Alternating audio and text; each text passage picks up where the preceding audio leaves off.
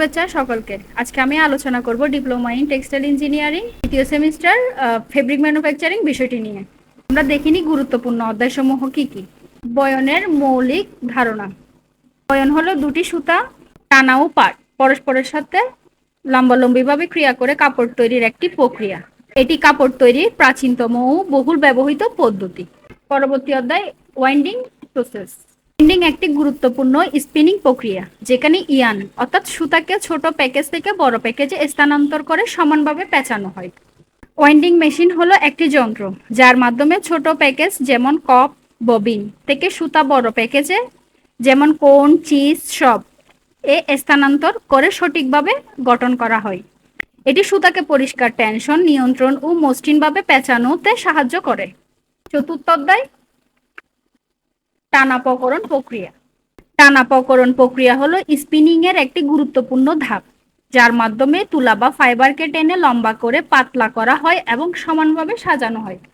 পঞ্চম অধ্যায় sectional warping machine. Sectional warping machine হলো আধুনিক দ্রুত এবং নির্ভুলভাবে ওয়েব তৈরির একটি কার্যকর মাধ্যম।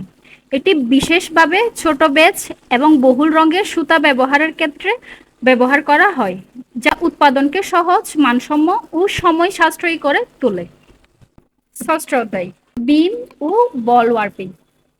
বিম ওয়ার্পিং এবং বল ওয়ার্পিং হলো দুটি গুরুত্বপূর্ণ ওয়ার্পিং পদ্ধতি যা ওয়েবিং অর্থাৎ বয়নের জন্য সুতা প্রস্তুত করতে ব্যবহৃত হয়। অষ্টম অধ্যায় টানা সুতার জন্য মারপকরণ। মারপকরণ হলো টানা সুতায় সঠিক মাত্রায় সাইজিং পদার্থ প্রয়োগ করে সুতাকে মসৃণ ও শক্তিশালী করা যাতে পরবর্তী প্রক্রিয়ায় তা ভালোভাবে ব্যবহার করা যায়। নবম অধ্যায় সাইজিং মেশিন।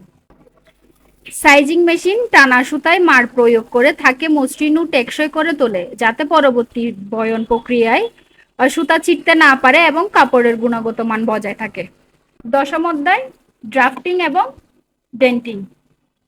ড্রাফটিং হলো এক ধরনের টানা প্রক্রিয়া যার মাধ্যমে মোটা স্লিভার পাতলা করে সুতা তৈরি করার জন্য প্রস্তুত করা হয়। ডেন্টিং হলো বুননের পূর্ব প্রস্তুতির একটি ধাপ যেখানে সুতাকে রিডেড ড্রেড বা ফাঁক দিয়ে প্রবেশ করানো হয়। নিটিং সম্বন্ধে ধারণা। নিটিং হলো একটি বুনন প্রক্রিয়া যার মাধ্যমে সুতা বা ফাইবারকে একাধিক লুপ আকারে পরপরে গেঁথে কাপড় তৈরি করা হয়। এটি বুননের বিকল্প ও নমনীয় কাপড় তৈরির একটি পদ্ধতি।